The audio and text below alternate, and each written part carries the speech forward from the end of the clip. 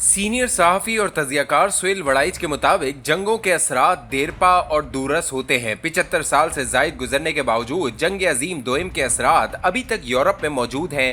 हालिया पाक भारत जंग के भी सियासी, सिफारती, माशी और दिफाई असरात होंगे। माजी की पाक भारत जंगों के सियासी असरात में 1965 की जंग के बाद मुआहदे ताशकंद में शिकस्त के तासुर से लाल बहादुर शास्त्री हार्ट फेल होने से इस जहां से रुखसत हो गए। कारगिल की जंग के बाद परवेज मुशर्रफ और नवाज शरीफ के मुनाशके में नवाज शरीफ को रुखसत होना पड़ा। हालिया जंग का तासुर ये बना है कि वजीर आजम मोदी अपने आज़ाइम में नाकाम हुए हैं और पाकिस्तान की फतह का तासुर दुनिया भर में कायम हुआ है। इस तासुर के बाद वजीर आजम मोदी के सियासी मुस्तकबिल के बारे में ये कयास आराइयां शुरू हो गई हैं कि वो इक्तदार में रहेंगे या इन्हें रुखसत होना पड़ेगा। वजीर आजम मोदी भारत में 2014 से बरसरे इक्तदार है, गोया इन्हें हुकूमत करते हुए मुसलसल 11 साल हो चुके हैं। मोदी का पाकिस्तान के बारे में मजबूरी रवैया रऊनत आमेज था। इसी वजह से पाकिस्तान की हुकूमत और अपोजिशन दोनों सियासी हलकों में इनके लिए कोई हमदर्दी नहीं पाई जाती।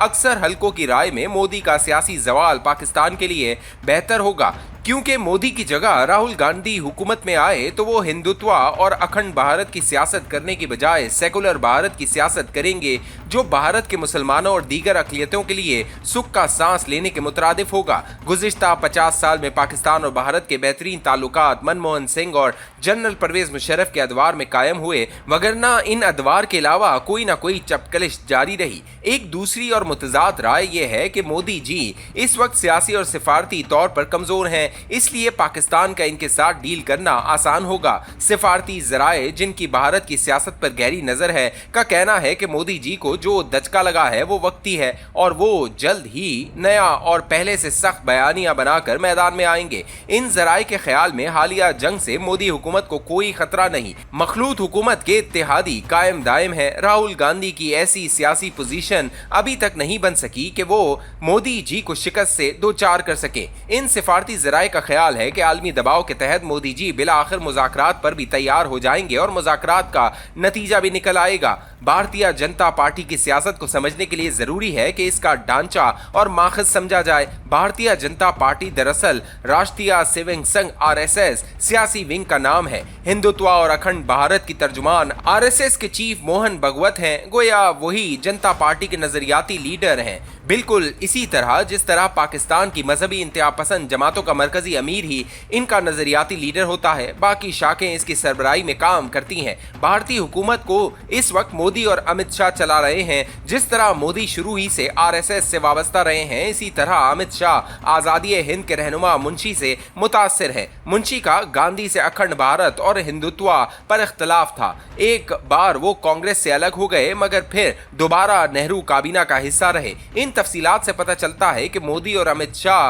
की हिकमत अमली इस खित्ते पर गलबे और अखंड भारत बनाने की है, जो अमली तौर पर नामुमकिन है। हालिया जंग के बाद इनके रऊनत आमेज रवैये को पहली दफा बहुत बड़ी शिकस्त हुई है। मोदी जी का ये दावा भी चैलेंज हो गया है कि भारत बहुत बड़ा मुल्क है और वो जो चाहे कर सकता है। इसकी माशी और बैनुल-अक़वामी ताकत इतनी है कि वो कश्मीर को भी हड़प कर सकता है, मुस्लिम और सिख अक़लियतों को भी दबा कर रख सकता है। उसूलन सफारती और दिफाई शिकस्त के बाद मोदी जी का गलबे का ख्वाब टूट जाना चाहिए, मगर उम्र भर के नजरियात की एकदम तब्दील होने का कोई इम्कान नहीं। दूसरी तरफ हमें अपनी फॉल्ट लाइन पर भी गौर करना चाहिए। हमारे सहाफती इब्ने रशीद खालिद अहमद मरहूम कहा करते थे कि जनरल ज़िया के बाद पाकिस्तान में जो मजहबी इंतहा परस्ती बढ़ी, भारतीय जनता पार्टी को इसके रद्द-ए-अमल में मकबूलियत मिली, वगरना RSS एक छोटा सा प्रेशर ग्रुप होता था जिसकी भारतीय सियासत में कोई खास अहमियत नहीं थी। जूं जूं पाकिस्तानी सियासत में मजहबी इंतहा पसंदी का गिराव बढ़ा, तू भारत में हिंदू इंतहा पसंदी जुनून को पहुंची और अब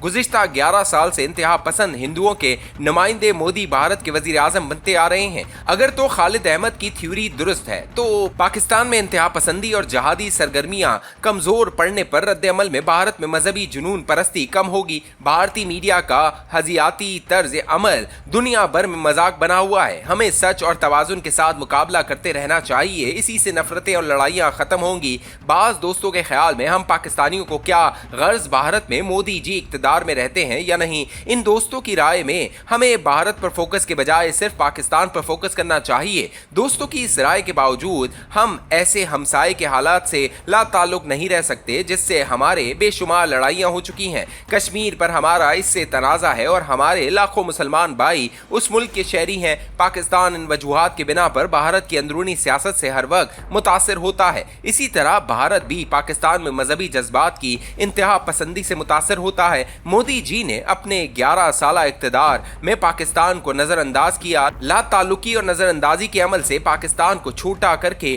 पेश करने की पॉलिसी अपनाई। देखना यह होगा कि मोदी शिकस्त के जख्म खाकर भी अपनी वही पॉलिसी जारी रखेंगे या फिर इस खित्ते को पुरअमन बनाने के लिए नवाज शरीफ के साथ मिलकर माजी में उन्होंने जो कोशिश की थी इसकी तरफ लौटते हैं। चॉइस इनकी है, वो तारीख में शिकस्त खुर्दा हिंदू इंतहा पसंद के तौर पर जिंदा रहना चाहते हैं या मुस्तकबिल में अमन व खुशहाली की नवीद सुनाने वाले रहनुमा के तौर पर दुनिया से रुखसत होना चाहते हैं। चॉइस जाहिर है इन्हीं की होगी।